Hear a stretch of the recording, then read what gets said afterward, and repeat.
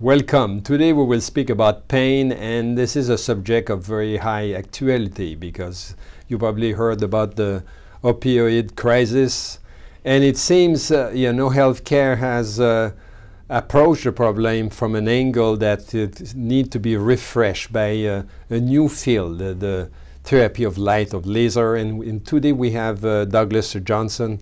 He's a sports specialist in rehabilitation. And you will be here to speak about the laser therapy, the cutting edge, and see how this can address the problem of pain. And when we say pain, it's a vast field. People, you have to understand as a clinician, it's probably the major reason why people come and consult. And today people have this policy to stay away from the doctor, but when the pain get there, they don't have any more choice. And pain can be acute, pain can be chronic, and if we dig a little bit in the healthcare, chronic pain is probably what is consumed the most part of this healthcare budget. Absolutely. And and we heard about laser therapy, and we heard so many things. And we'd like to know, how this actually is, how laser therapy is doing in healthcare. So absolutely. Let's start with this. Dr. Paul, thank you for having me come out here. And thank you for you to be here too. I'm very excited to share a little bit about what I do in my background as far as light therapy, and sometimes known as laser therapy. So pain is, as you said, one of the biggest things that people seek us out. My background is in rehabilitation. We spent a great deal of time treating pain, whether it's from motor vehicle accidents or even just some chronic things that people have developed over the years, arthritis and tendonitis, those things as well. And one of the things that we really found was that it was challenging sometimes using conventional types of modalities that we were seeing in rehabilitation, whether it was electrical stimulation, ultrasound, and even sometimes exercise. Mm-hmm. We've done that for fibromyalgia patients. We found some benefits to that. But one of the things that I've been doing for probably the last 12 years in my clinics was exploring other options and other modalities that we could find that could be beneficial for them, that offer them kind of a little bit unique solution to their pain problem, and that was light therapy. We were very innovative that long ago to look at light therapy. It was, when you say light therapy, you really address the laser therapy. Yes. So a lot of times we talk about the difference between laser and light therapy. Sometimes we use low-level lasers, and sometimes we might use light therapy. We kind of use it somewhat interchangeably, because what light therapy really is the absorption of light, whether it comes from a laser, mm-hmm. And sometimes even as an LED. You will get some beneficial effects for that. So we often sometimes use the term interchangeably, mm-hmm. if you will, as far as what we're doing with the patient. So we really wanted to find a way to give them something that was different. We mm-hmm. wanted something that was much more natural. We knew the pain medication isn't always the solution that we're looking for when we're dealing with patients. And in our clinic, we were dealing with a lot of workers' compensation claims and a lot of athletes, mm-hmm. people that needed to get back into function. Rapidly. Very rapidly. Exactly. And the pain management problem, they couldn't go back and do what they needed to when they were on some medications. It just didn't allow them to perform that type of job. And we not getting back fast enough at work or functionable, and then maybe as also having a problem of addiction down Absolutely. The road there. And we wanted to avoid that. I mean, athletes can't take a lot of medications as it is, so we have to find things that are much more natural, and there's really nothing more natural mm-hmm. than light. We are creatures of light. We've been adapted to absorb light, whether it's neonatal jaundice, where we can treat that, and vitamin D production in the body. So we know light can have a very strong therapeutic effect. And the one thing that light does very well is impacting pain.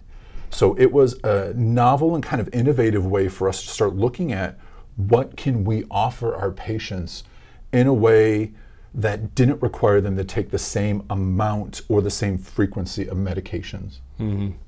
So it was a very kind of different for me. I mean, when we first started looking at it, I had so many people say, well, what is this?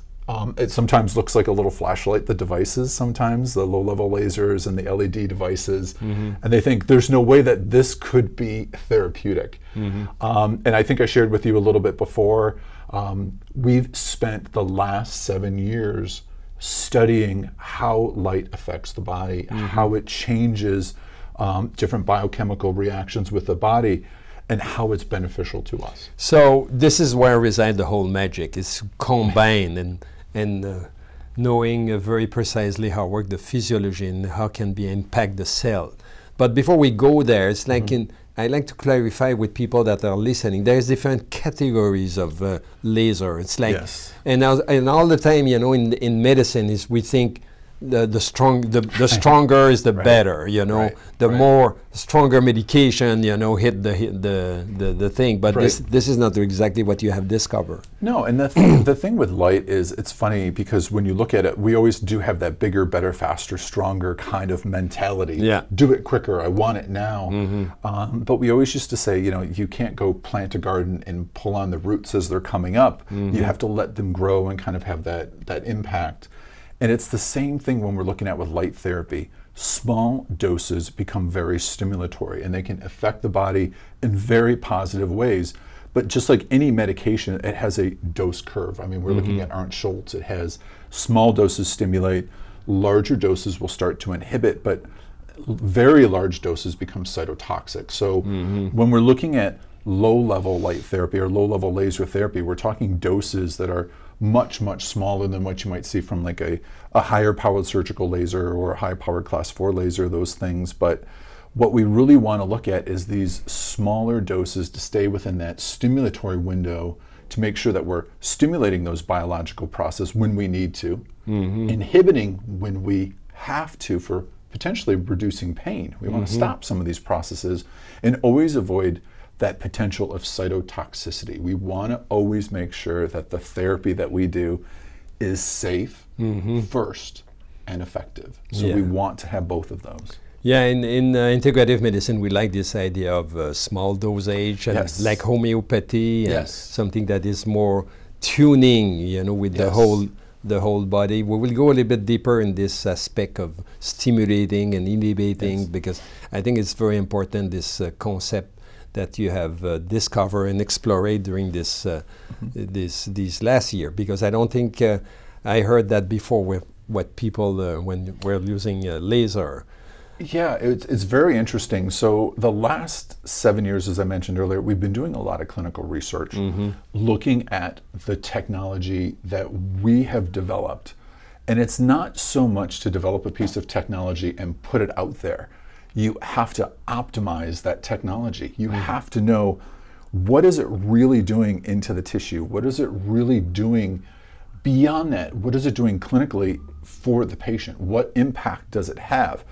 And when we're looking at the way that we're mixing the different wavelengths together and coming up with the different doses, we have to know that most light therapies sometimes say, just turn the light on and shine it on the body, and it's going to do all these amazing things. Well, that covers a good majority of types of conditions and things you see, but there's no specificity, there's no individuality, and we have to start looking at that, I believe, as we're looking at future healthcare, of working with patients individually, understanding their needs and understanding how the therapies that we're doing are reacting with them on an individual basis. And in the light therapy side, when you start looking at different types of doses, so you're titrating down whether the dose is stimulatory to the tissue or whether it's providing an inhibitory dose that may block pain, these are the different things we have to look at. What is most beneficial for the patient at that moment, at that time? And so we are speaking about, you know, the acute pain, inflammatory, and the chronic pain. The end, you know, when people consult, most of the time they are in this kind of acute stage, and doctors do something quick. So now you will have to have an effect more, you know, on reducing the pain. But you know, on the other side, if you want to work on the chronic aspect of the pain, then you have to balance with another. This is what you are speaking about, right? It was very interesting because when we first started having the conversation, pain is so complex. I mean, we know that there's a kind of a brain-body connection between the two, but when we start looking at how light therapy can truly impact that, there are so many different causes for pain. Whether you can have inflammatory pain, you can have neurodegenerative pain, you can have arthritic pain. There's different causes, genesis of these types of pain. And light therapy, the dosing that we do with it can make it very specific. So if I have a patient that comes in who's very acutely in pain, my first priority is to help to eliminate swelling that may be in that injury, because swelling is creating a lot of their pain. So when we want swelling is a mechanism of defense, right? Absolutely, and we want to show how can we get past that quickly. So when we're dealing with pain, we don't always want to stop the pain process. We want to modulate it and control it and guide the patient through it at a much more controlled pace. So we look at a lot of biomarkers in our research. So we're always looking at different interleukins and markers of muscle damage in the research. And the one thing we're always interested in is not stopping those processes and potentially setting them up for long-term chronic pain. We know that the minute you miss certain steps, patients can end up in chronic pain for a very long time. They start to get degeneration of the tissue, and they start getting much more fibrosis in the tissue rather than good quality repair.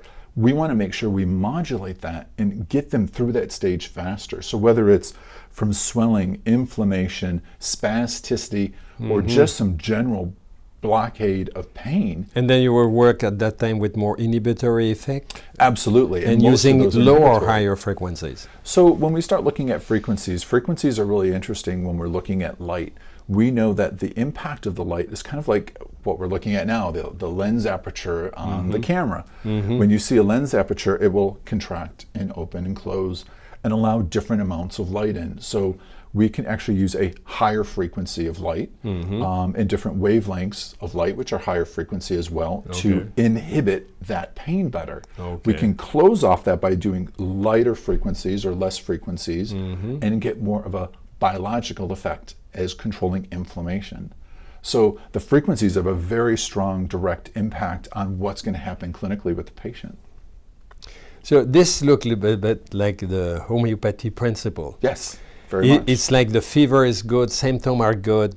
You don't want to shut down the whole healing system. Absolutely. And this is where most of the time medication get in. They use anti-inflammatory, they use everything that in some way reduce the pain, but at the same time, impact the healing process. Exactly. And we did a really interesting study where we looked at muscle damage with light and then muscle damage when we did ice. And it was very interesting. We induced muscle damage through exercise. So we had our subjects exercise very aggressively.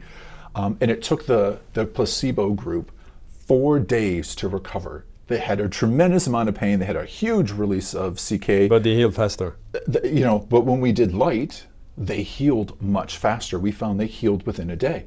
They were stronger. They had none of those residual effects. But compared with the ice then? But when we did ice, the interesting thing was the ice really didn't modulate much on their pain. But what we were more concerned about was that it impacted the inflammatory process. And they also took 4 days to completely recover. So our modalities have to move beyond, sometimes I would say, palliative care, and we have to look at what does it do for the patient, what is it doing to the body itself, and how is it kind of affecting it together overall.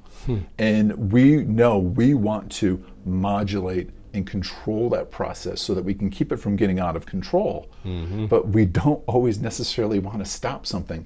Inflammation is a natural process in our body.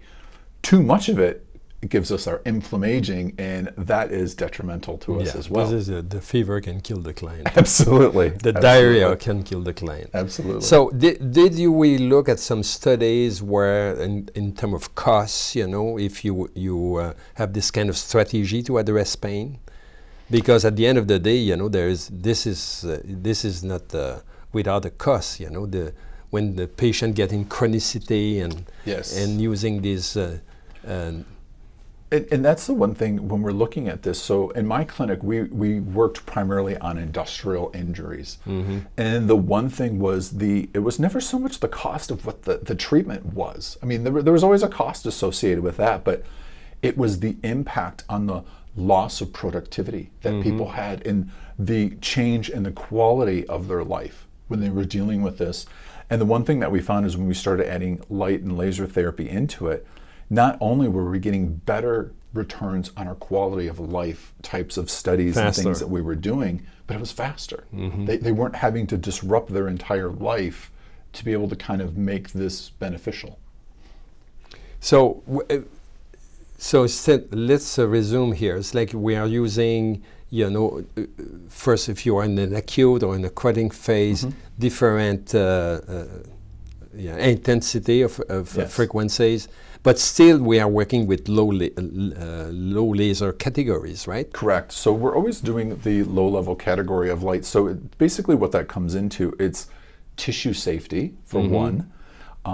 Low-level lasers do not inherently heat up the tissue. So we all have different pigments in our skin, and that will impact what's going on with the light. We want to make sure that it is always thermal safe for the tissue.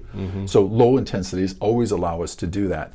The second thing is retinal safety. We want to make sure that the device is safe for the eye when you're actually trying to apply it. So not only for you, but also for the patient. We want to make sure that we do no harm, not only to them, but also to ourselves. So the good majority of all of the research that's available on laser and light therapy is considered low-level laser, which means these are thermally safe, optically safe devices. And this is a big factor, you know, I would say it's a big component because many people were kind of resistant to using laser in their approach.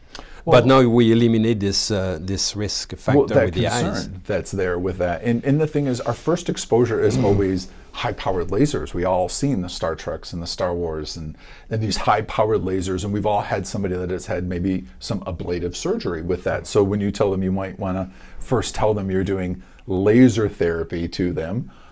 Most people sometimes have a little bit of a negative reaction to that, and you say to them, no, we're using low levels of light therapy. These are ways that we stimulate the body. So for those that understand, like ultrasound.